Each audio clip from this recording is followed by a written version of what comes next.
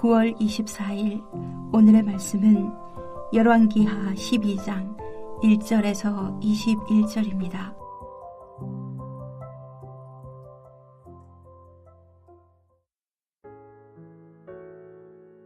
예후의 제7년에 요아스가 왕이 되어 예루살렘에서 40년간 통치하니라.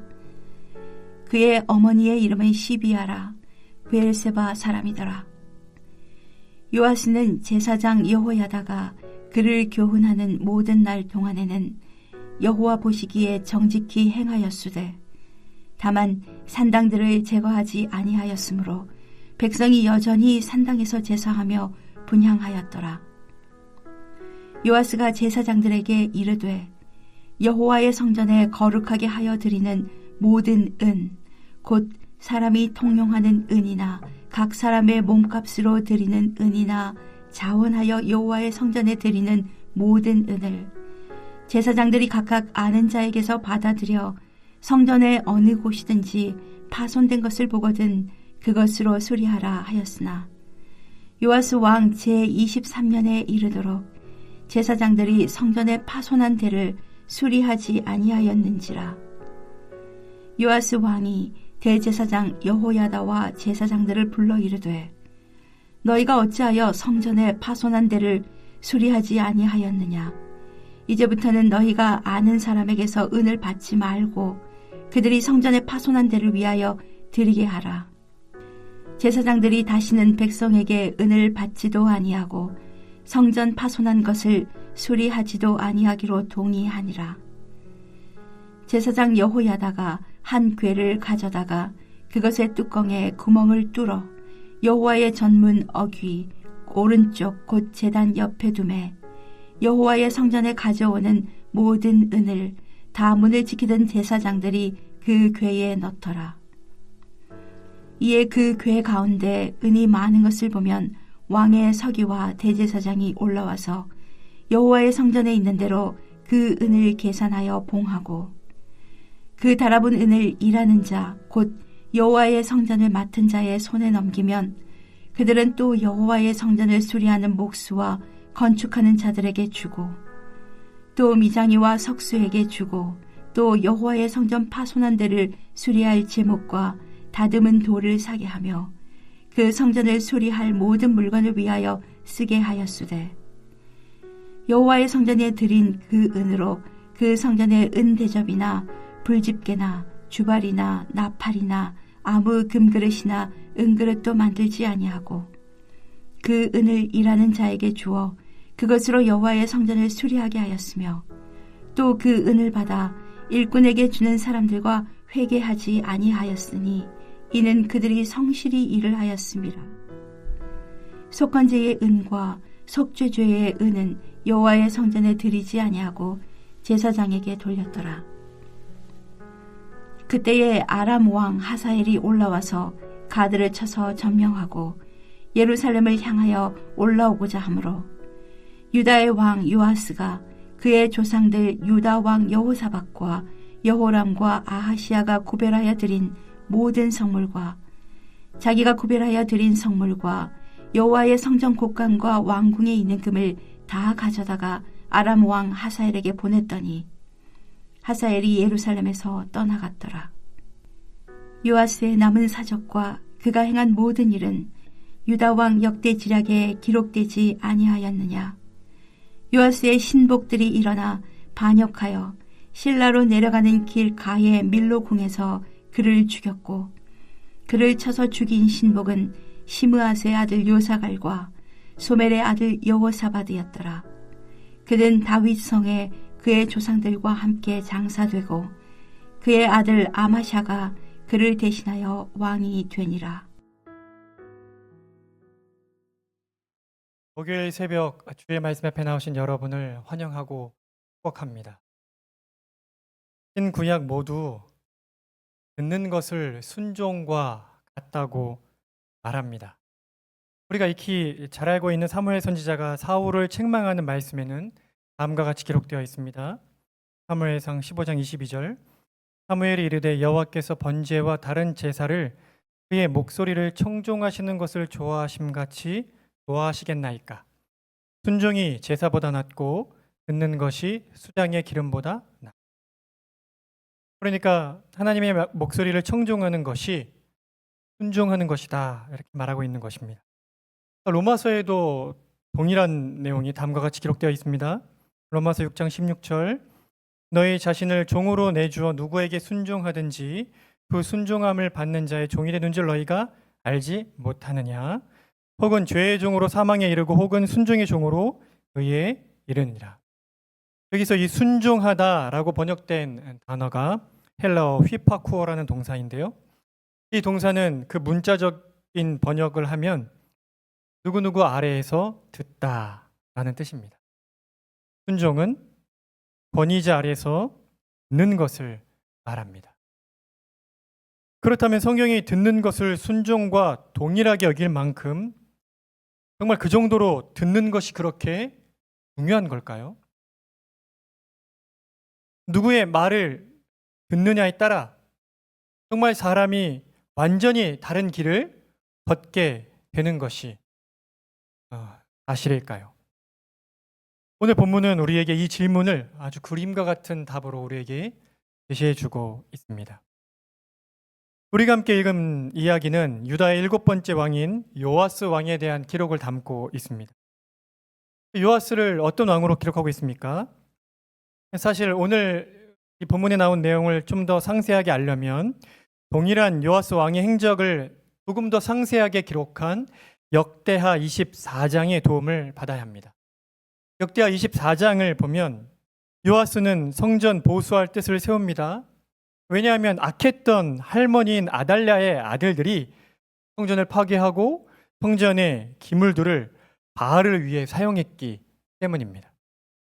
그래서 백성들에게 성전세와 속전 그 밖에 헌금을 내도록 하여 우선 성전에 파괴된 곳을 보수하는 데 사용하고 또 남은 것으로는 성전 기물들을 만드는 데 사용합니다.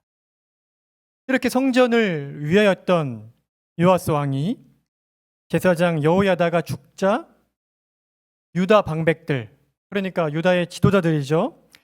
그들이 요아스 왕을 찾아와 여호와 하나님이 아닌 아세라 목상과 우상들을 섬기도록 압박을 가하자 요아스 왕은 그들의 말을 듣고 우상을 섬기게. 이런 요아스 왕을 하나님께서 가만두실 리가 있겠습니까? 하나님께서는 선지자들을 요아스 왕에게 보내 경고하십니다. 그럼에도 요아스 왕은 듣지 않습니다.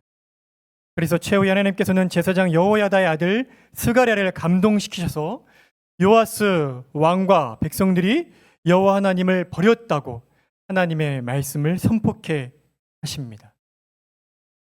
그러나 무리들이 스가랴를 죽일 음모를 꾸미고 요아스 왕의 명령이 내려짐에 따라 성전뜰에서 그를 돌로 쳐 죽이고 맙니다. 결국 하나님께서는 적은 무리의 아람 군대를 보내셔서 유다의 지도자들을 모두 죽게 하시고 또 요아스도 전쟁에서 부상을 입은 채로 적군에게 버림받게 놔두시고 종국에는 요아스가 침상했을 때 반역자들에 의해 죽임을 당하게 하십니다. 이것이 바로 요아스 왕에 대한 기록입니다. 그런데 우리가 요아스 왕 전체 그 왕의 행적을 유심히 살펴보면 크게 하나님을 경외했던 전반부와 하나님을 멸시했던 이 후반부로 인생이 나뉘는 것을 볼 수가 있습니다. 그렇다면 도대체 이렇게 여호아하스의 인생이 이 둘로 나뉘는 이유는 무엇일까요? 열왕기 하를 기록한 저자는 중요한 한 가지 문제를 지적합니다. 바로 요아스 왕이 누구의 말을 들었는가 하는 것입니다. 2절을 한번 보십시오. 제사장 여호야다가 요아스를 교훈하는 날 동안에는 여호와 보시기에 정직히 행했다고 기록하고 있습니다. 다시 말해 요아스 왕이 제사장 여호야다를 통해 하나님의 말씀을 듣던 때에는 여호와 보시기에 정직하게 행했던 겁니다. 그런데 어느 순간부터 여호와 하나님 멸시하게 됩니까? 역대하에는 다음과 같이 기록되어 있습니다. 역대하 24장 17절 18절. 여호야다가 죽은 후에 유다 방백들이 와서 왕에게 절하매 왕이 그들의 말을 듣고 그의 조상들의 하나님 여호와의 전을 버리고 아세라 목상과 우상을 섬겼으므로 그 죄로 말미암아 진노가 유다와 예루살렘에 임하니라. 유다 방백들의 말을 듣고, 그 이전에는 제사장 여호야다를 통해서 하나님의 말씀을 들었던 요아스 왕이 방백들, 지도자들의 말에 귀를 기울였던 것입니다. 마치 오래도록 시내산에 올라간 모세가 내려오지 않자 시내산 아래서 기다리던 백성들이 아론에게 우리를 인도할 신을 만들라고 요구한 것과 똑같이 유다 지도자들이 눈에 보이지 않는 여호와 하나님 말고 다른 이방 나라들처럼 눈에 보이는 하나님, 그 우상을 자신들을 실제로 돌봐줄 것 같은 아세라를 섬기자고 요구했고, 바로 이 지도자들의 소리를 들은 것입니다. 이제 말씀을 맺고자, 주 안에 사랑하는 성도 여러분, 오늘 요아스 왕을 한번 보십시오. 악한 할머니 아달랴에게 죽을 뻔한 것을 제사장 여호야다 부부가 데려다가 숨기고 그를 아주 어릴 때부터 돌봤습니다. 그러니까 그 어릴 때부터 요아스 왕은 제사장 여호야다의 돌봄 속에 하나님의 말씀을 들으며 자랐던 것이고, 그렇기에 커서도 말씀에 순종하는 삶을 살 수가 있었습니다. 그러나 여호야다가 죽은 후 요아스 왕은 다른 하나님의 선지자들을 통해 주시는 하나님의 말씀을 듣지 않고 지도자들의 말에 귀를 기울였습니다. 그리고 그 즉시 우상 숭배의 길로 내달리게 되었습니다. 이처럼 무엇을 듣는지가 아주 중요합니다. 듣는 것은 단지 이 신체에 있는 귀라는 이 청각 기관을 통해서 들려오는 소리를 인식하는 것을 말하는 것이 아니고, 듣는 것은 내가 마음으로 바라는 것에 나의 귀를 두는 행위이기 때문입니다. 그러므로 우리는 지금 내가 무엇을 듣고 있는지를 주의해야 합니다. 내가 듣기를 즐기고 있는 그것이, 내가 정말 자주 내 귀를 내주고 듣고 있는 그것이 바로 지금 내 마음이 무엇을 바라고 있는지를 반영하기 때문입니다. 주 안에 사랑하는 성도 여러분, 여러분은 무엇을 들으며 살고 계십니까? 여러분의 마음의 표현인 여러분의 귀를 무엇에 내주며 살고 계십니까? 하나님의 말씀입니까? 사람의 심금 울리는 세상의 가요입니까? 세상 친구들의 조언입니까?